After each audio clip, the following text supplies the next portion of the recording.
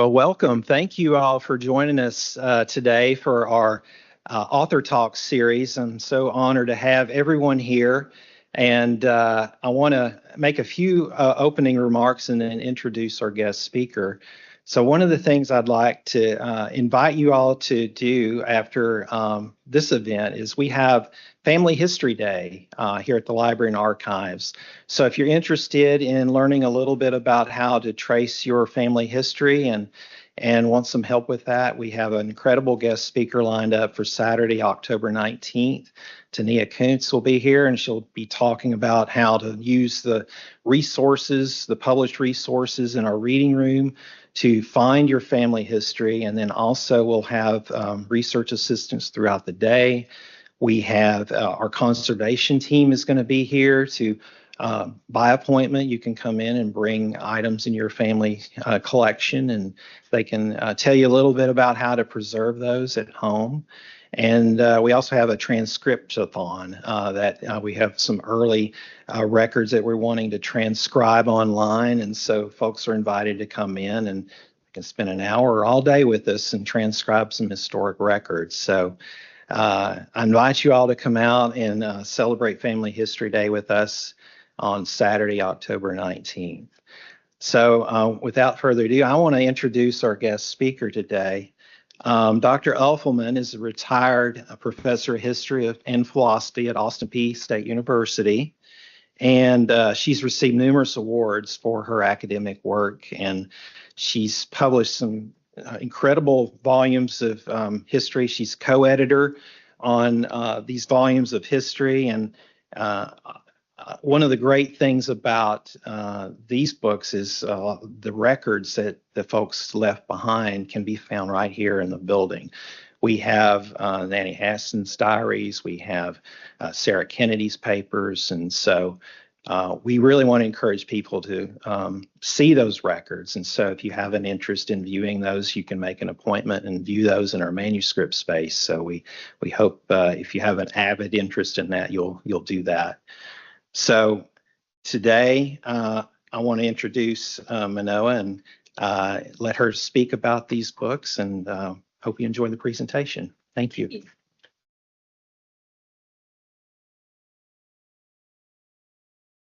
I'd like to thank Gordon for inviting me here to give this talk and introduce you to these three remarkable women. And thanks to the entire TSLA team who did a fabulous job making this event happen. They did great PR. They got the technology going. It's just been wonderful. One of my co-editors is here. Phyllis Smith is here, and we co-edited these works together. And another woman, Ellen Kanervo, was also part of our team. We worked really, really well together, and we've got two more projects we want to work on. So it's my honor to share with you some of the rich history of women during the war period.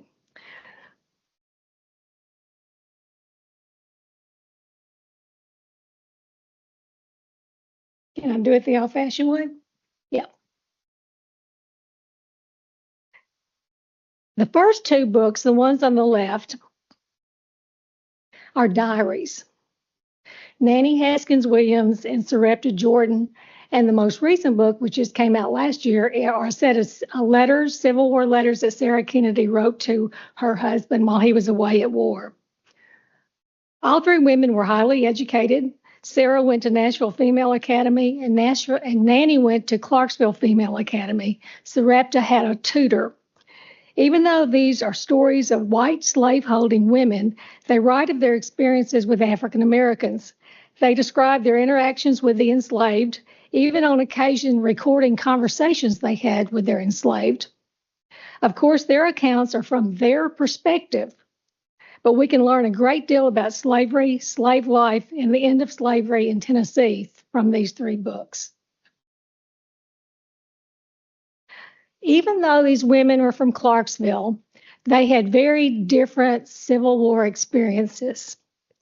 And this seems obvious, but sometimes people talk about the women's experience in the Civil War as if there's one experience, and there's simply not.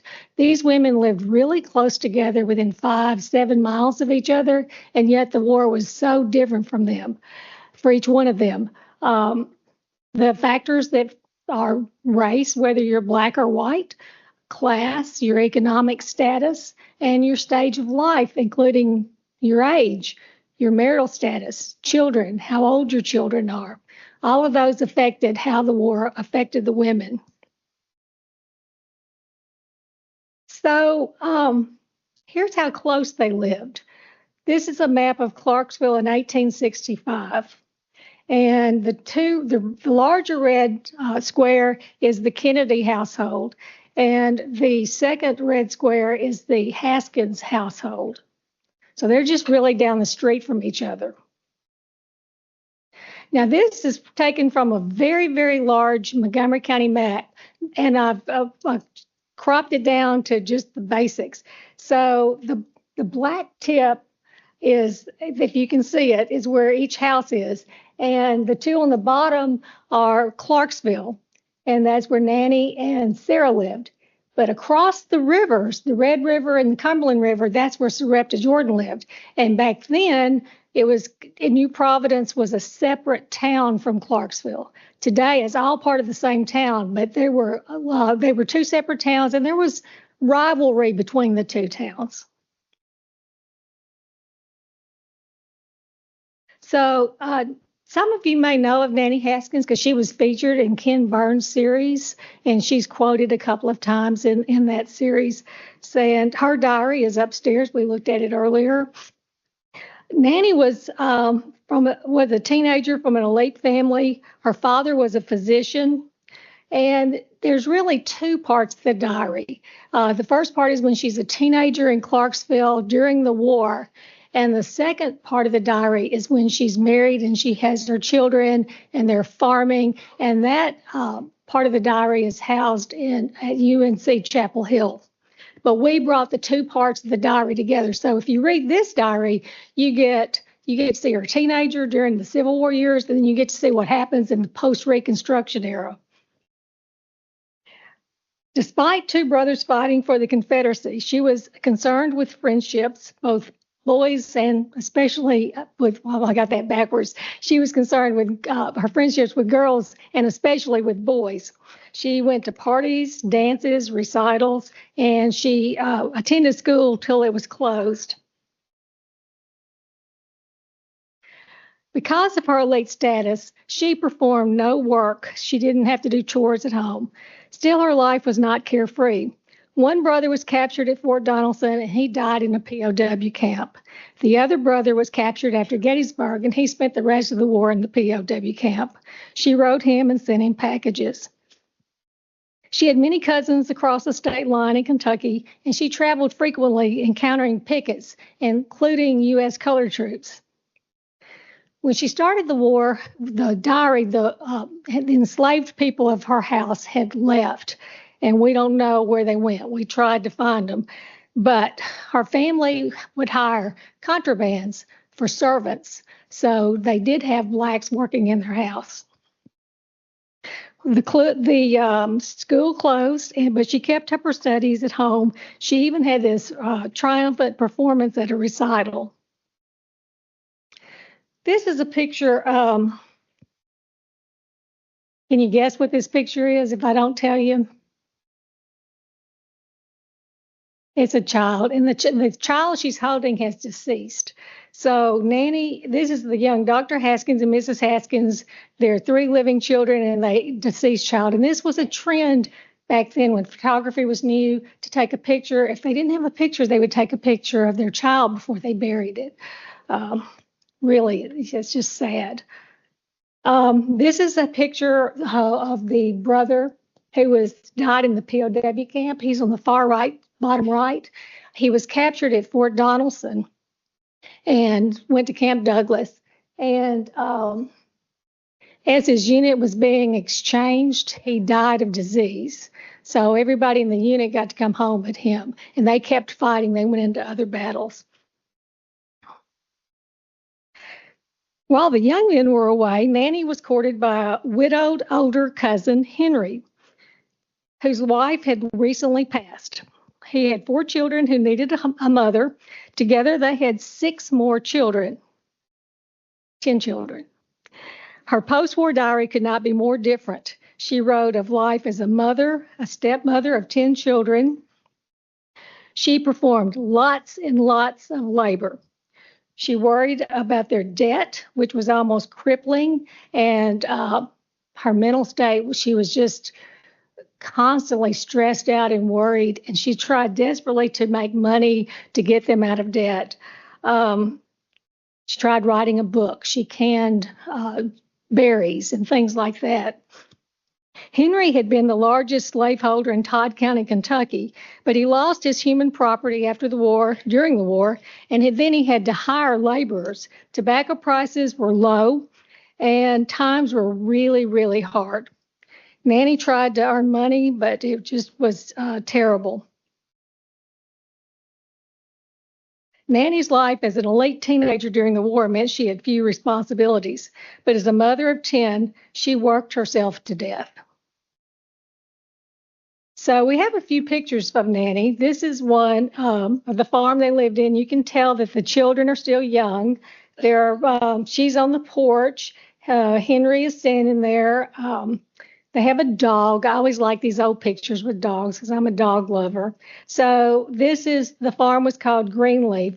It is still standing, but it's in really bad repair, and it cannot be repaired. The property owner doesn't want it repaired. Here is another picture of them later in life when the kids are grown and there's some grandchildren. The man with the beard holding a child, that is Henry. The little woman behind him to the right is Nannie. And they lived in Guthrie, Kentucky during this time period. Henry died about 1900, and Nannie's sons had gone into the iron industry, and she moved down to Birmingham, and she spent about 20 years with them in Birmingham. But she did come back to Clarksville at the end of her life, and she had a nice big article, an obituary in the paper when she died. And she's buried in Greenwood Cemetery, which is one of the nice big cemeteries in Clarksville.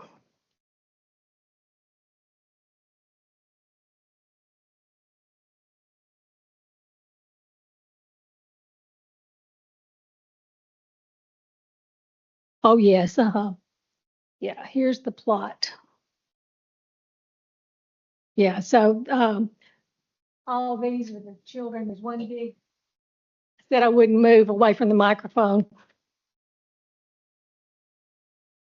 And my papers have got let me look for, okay, 2, 3, 4. Okay.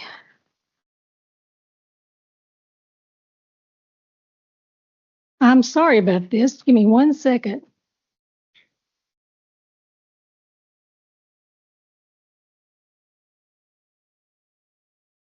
So the next person is Serepta Jordan. Serepta Jordan is the one that lived in the north part of town across the river. She had a sadder life than the others who had a rich family life.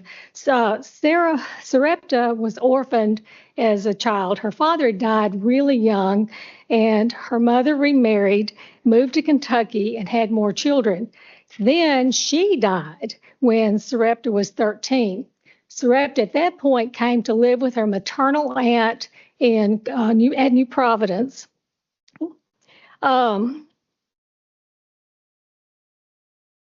She kept this big, huge diary. This is the provenance of the diary. It was found in a smokehouse on the property in New Providence. It was rescued before the property was sold. It was donated to the museum. Her great-granddaughter worked years to transcribe it, and we took up the mantle. It was like a 40-year project of different people putting it together. And the friendship class at First Presbyterian Church, and all her friends, they worked on it for years and years and years. But it was a big, thick diary. It did get wet, but the big, thick, well, actually, it's a store ledger is what it is. But the covers protected it. So this diary, boy, this is a big, thick. We had to cut about 100 pages. The press told us that they could print everything, but people wouldn't be able to afford to buy it. So it is our most expensive book just because it's so thick. And it was hard to edit all that out, but we worked really hard to keep the integrity of it, to keep the same balance of all the different information that's in it. Her aunt and uncle were merchant class, and she had to perform lots and lots of labor. Her diary gives a vivid first-hand account of everyday life, food, labor, clothes. She was interested in fashion, so she even writes about the fashion before and after the war. She gives a very detailed description of the first agricultural fair. She talks about gender roles and marriage.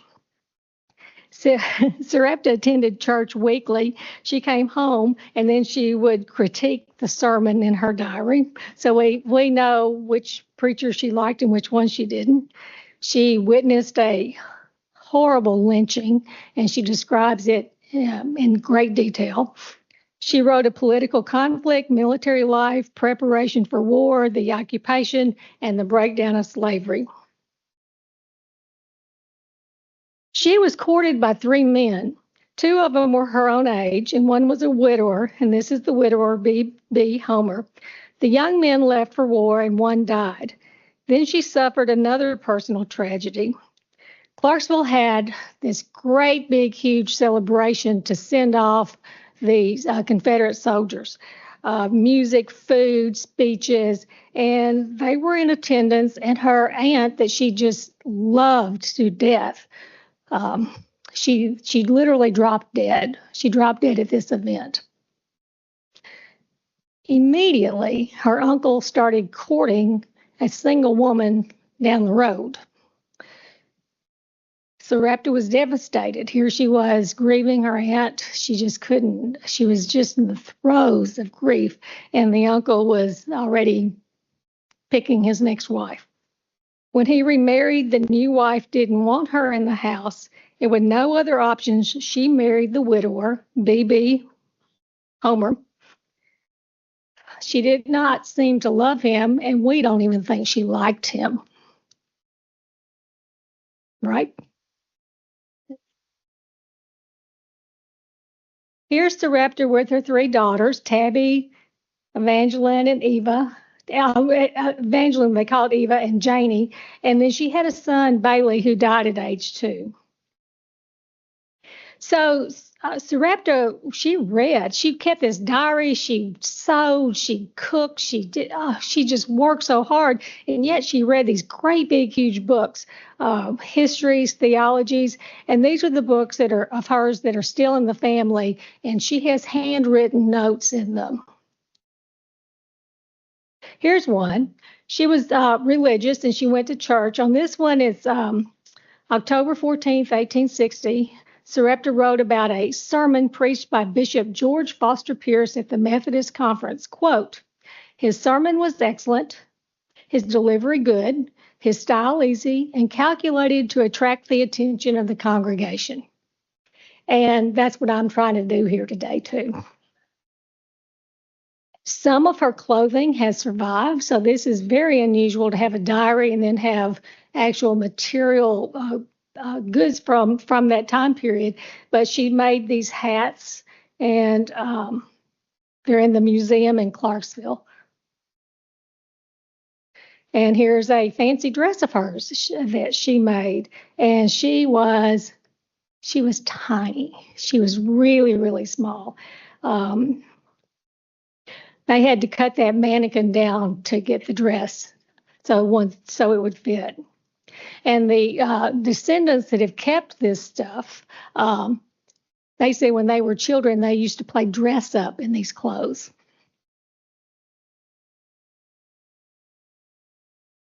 So the next woman, Sarah Kennedy, she was part of Clarksville's elite. She wrote her husband D in during the Civil War. And The 56 letters comprise the book. Sadly, Dean's letters to her have not survived. And ironically, even though she was the wealthiest of these women, we don't have photographs. This is it. We know they existed because things are mentioned, and when in his will, we know there was this really nice portrait that one of the children got when he died. But this is it. This is Sarah and Dean Kennedy.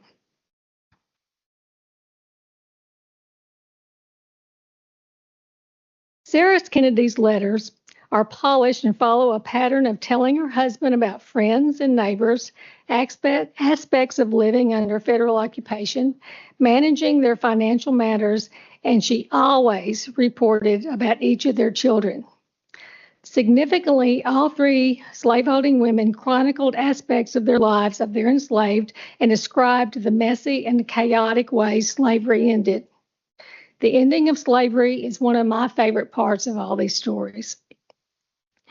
Because the enslaved left no diaries, this is a vital aspect of history, and it comes from the enslaver rather than the enslaved. Another important thing about these books is that the newspapers were not published during the war. So this gives us vital information about the history during the war. We would know nothing of Sarah Kennedy's personal life if her husband Dean had not saved the letters and her daughter donated them to TSLA. They're right upstairs. We know a great deal about Dean, though, because he was a very public person, and his what he did was constantly being reported in the newspapers. He was prominent and influential in every aspect of the community. He founded the Northern Bank and was a community, civic, and business leader. Before federal occupation, he secreted the bank's assets to New Orleans, where they were shipped to England and stayed for the duration of the war. When he left Clarksville with the gold, he did not return till the war was over. He served in the Confederate Treasury Department. When he returned, he took the oath of allegiance and reopened the bank and represented Clarksville, represented Montgomery County at the 1870 State Constitutional Convention.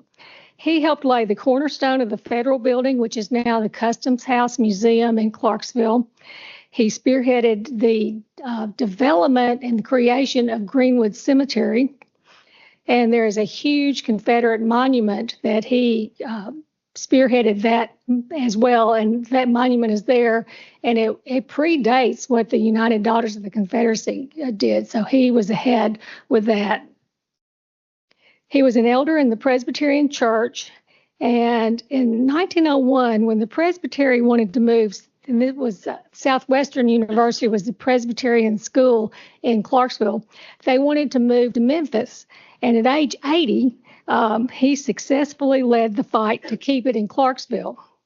However, the school did move to Memphis in 1925, and then it was later renamed Rhodes. And then on the same place where Rhodes Southwestern was, the state opened Austin Peay Normal School.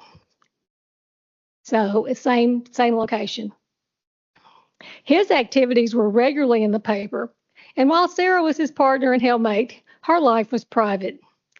The saying that a lady only had her name in the paper 3 times in life, birth, marriage, and death, was true of Sarah.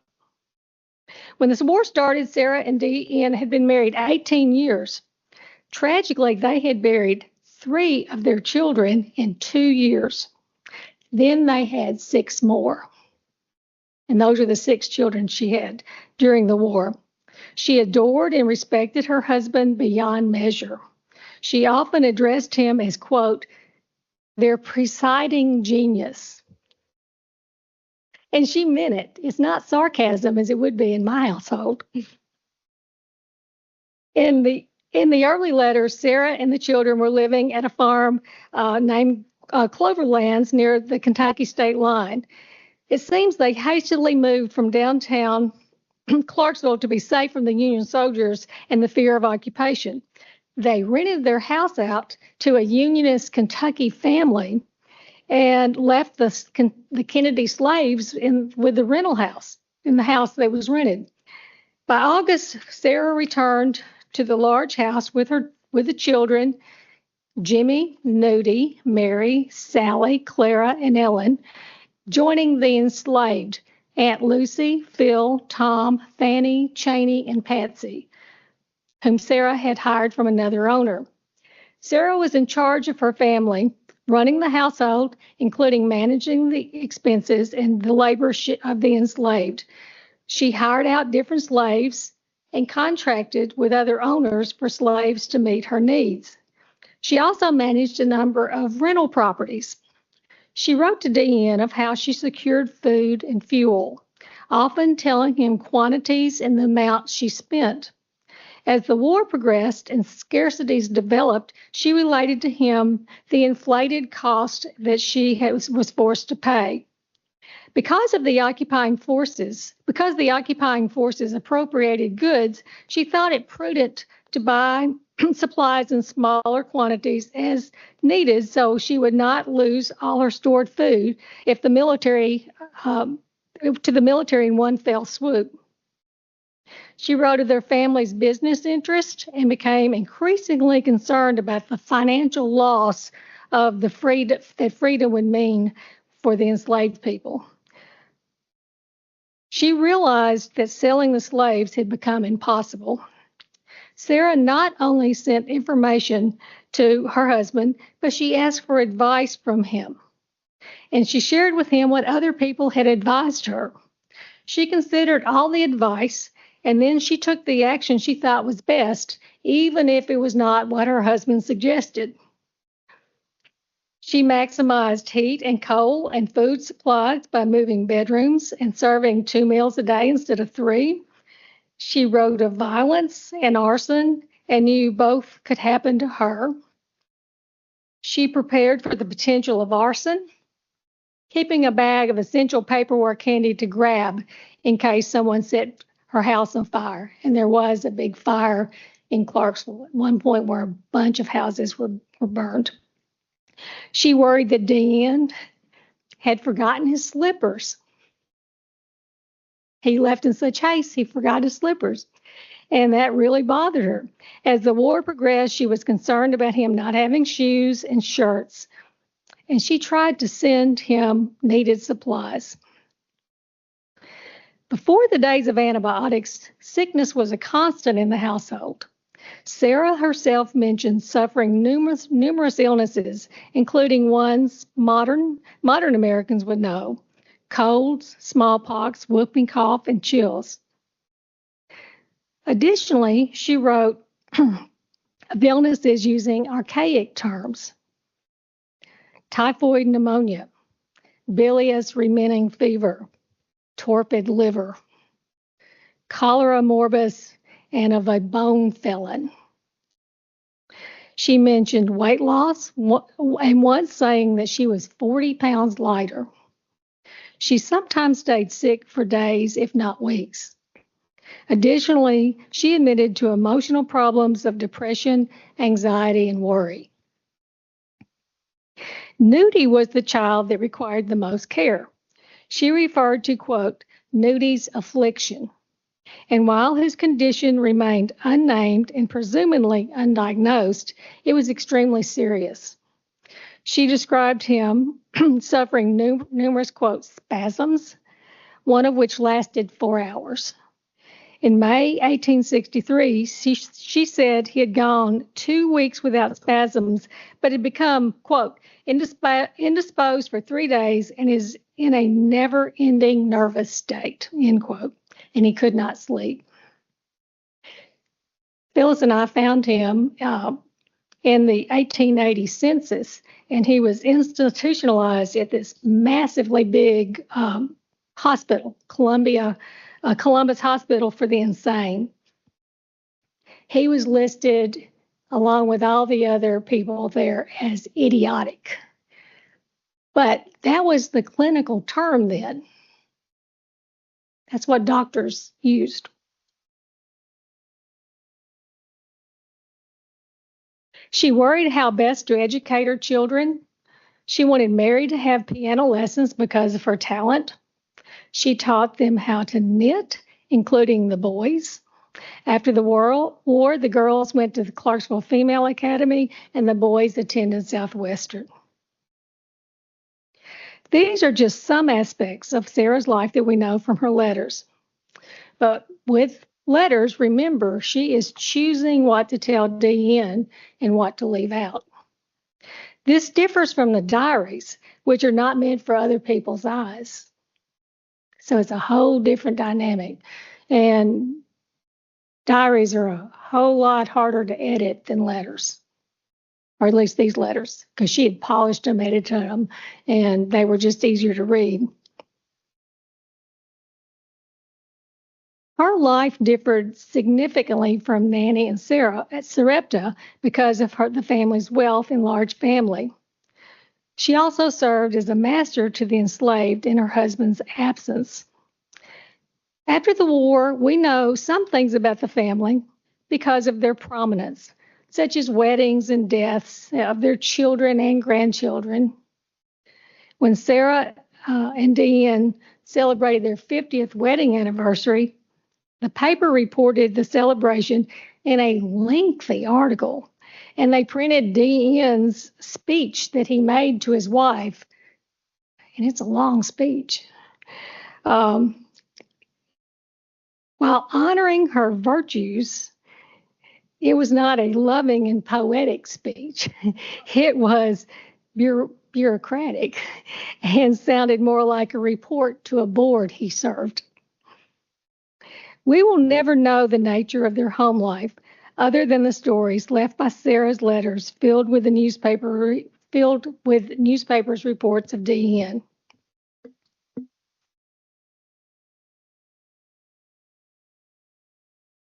So this is the large house that the Kennedys lived in. It is right downtown. It was right downtown, large and impressive. Later, it was divided into apartments and rented out. And then in the 1960s, it was raised. And now it's a lawyer's office and a parking lot. And it is directly across the street from the Customs House Museum, which is where he laid the cornerstone. And this is the Northern Bank. It stayed the Northern Bank for a long, long time, but now it's the Regions Bank.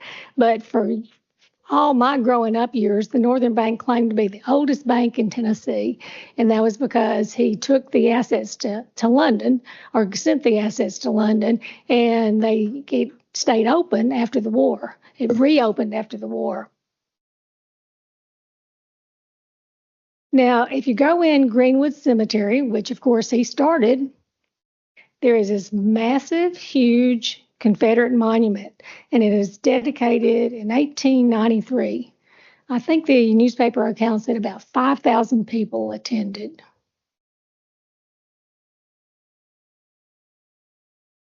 Here's the Kennedy Monument. He has a nice big one built for his family.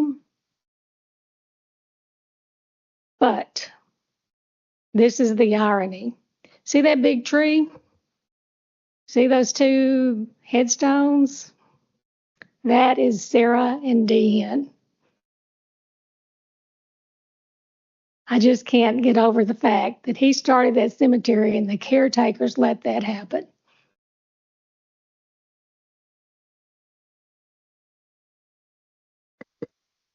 So this is an introduction, and that's all this is. This is a quick overview. So I'm going to leave some time for questions because people usually want to know certain things about.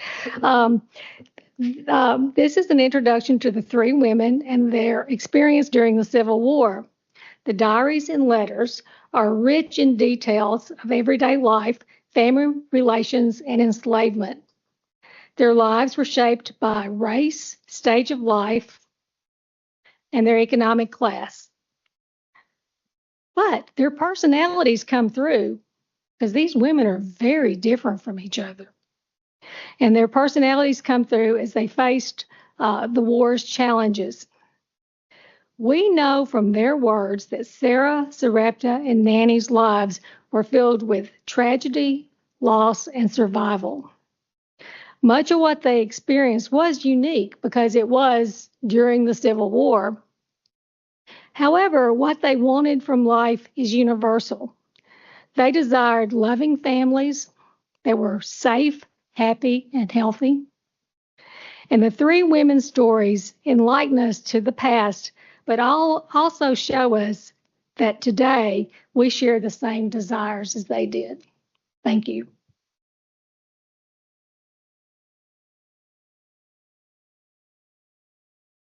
Thank you so much, Dr. Uffelman. If you have a question, I'll be happy to pass the mic to you so our recording audience can hear your questions.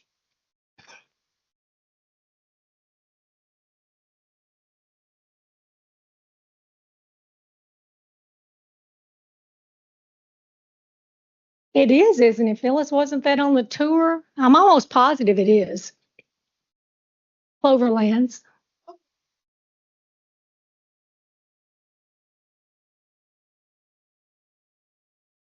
The house itself is still standing, and they built another structure by it, which is an event center. And I've been to a couple of events that were at the event center. And actually, for quite a while, Cloverlands was operated as bed and breakfast. And if I'm not mistaken, you could actually pay money to stay in it for a period of time.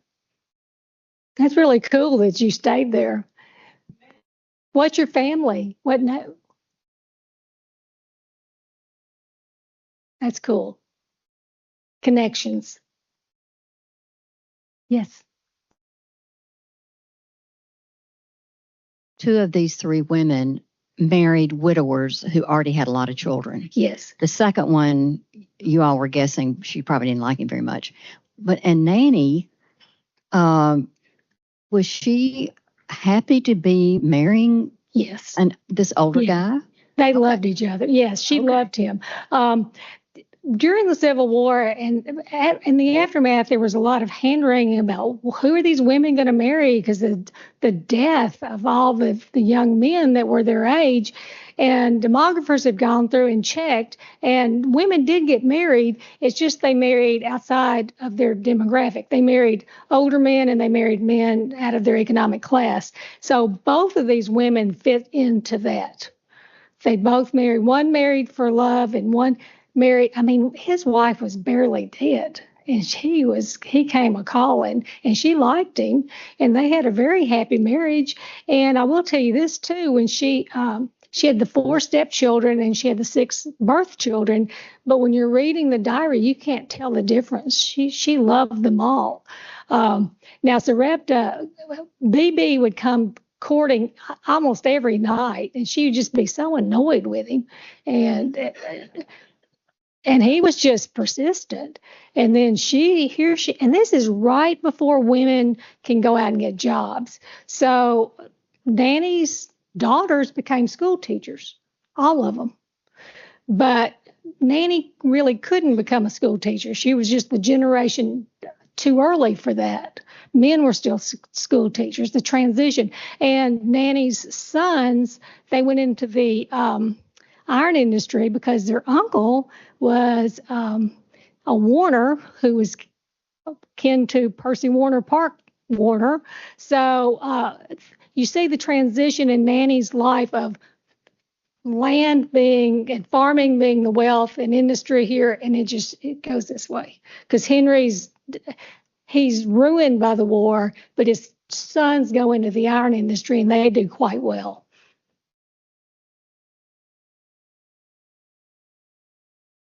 There are no other questions. Thank you all for being here. We appreciate it. And thank you so much, Minoa, for the You're wonderful welcome. presentation.